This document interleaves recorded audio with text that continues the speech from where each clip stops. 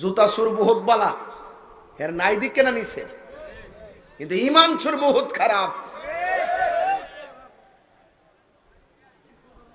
তা আমার নবী বলছেন আমার আহলে বায়াত হলো নূহ নবীর কিস্তির মতন।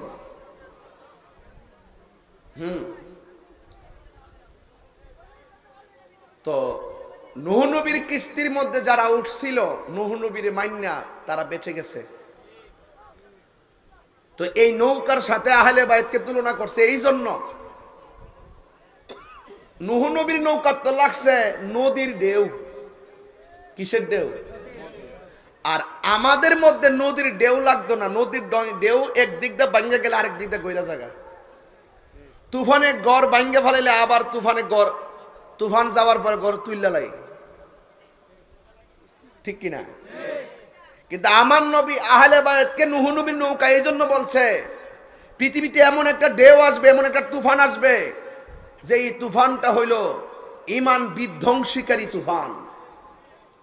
আর ঈমান বিধ্বংসীকারীদের কবল থেকে যদি তোমার ঈমান বাঁচাইতে চাও, তোমার দিলে, তোমার তনে, তোমার মনে, তোমার রুহে, তোমার জীবনে আহলে বায়াতের মহব্বতটাকে স্থান দিয়ে দাও। যাদের ভিতরে আহলে বায়াতের মহব্বত থাকবে, ঈমান বিধ্বংসীকারী কখনো তোমার ঈমানকে চুরি করতে পারবে না।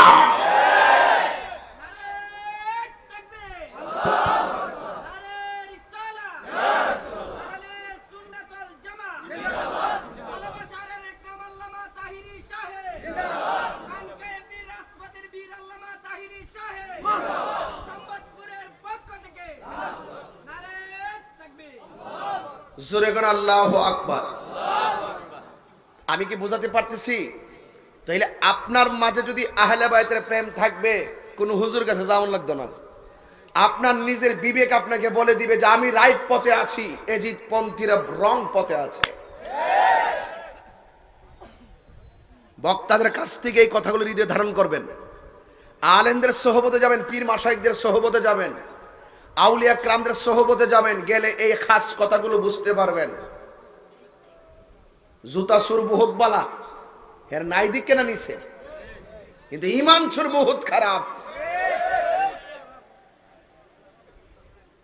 আমার জুতা নিলে আমি কোনো রাগ করি না, থাক দে, এর নাই দিক কেনা নিছে।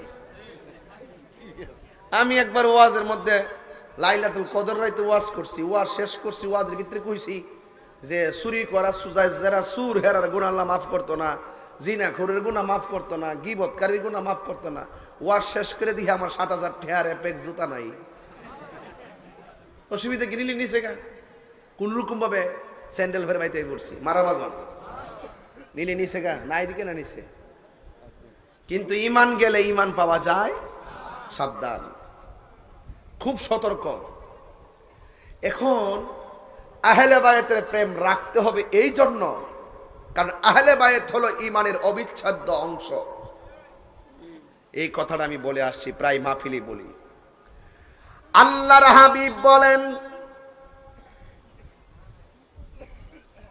আল্লাহর হাবিব নিজের নূরানি জবান মুবারকে বলেন, ও আল্লাহ, আমি আমার আহলে বায়াতকে ভালোবাসি, তুমি আল্লাহ তাদেরকে ভালোবাসো, তাদেরকে যারা ভালোবাসবে তাদেরকেও তুমি আল্লাহ ভালোবাসো। জোরে জোরে কি সুবহানাল্লাহ বলা যাবে না? আন ইবনে আব্বাস রাদিয়াল্লাহু তাআলা আনহু قال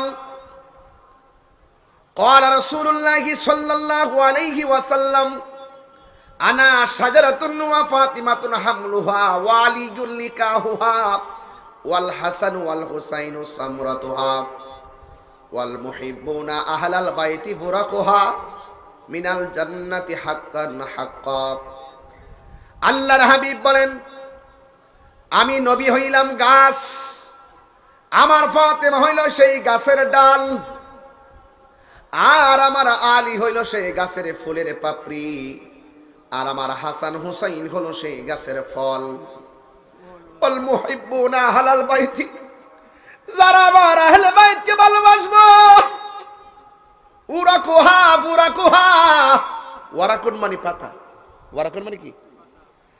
আমার নবী আপনার নবী বলেন, যারা আমার আহলে বায়াতকে ভালোবাসবে এরা হলো সেই মহব্বতের প্রেমের গাছের পাতা। খুব ভিতর ওয়াজ, কিন্তু পাতলা ওয়াজ না উড়ায় ফেলাই দিবেন, একটু ভাবতেই।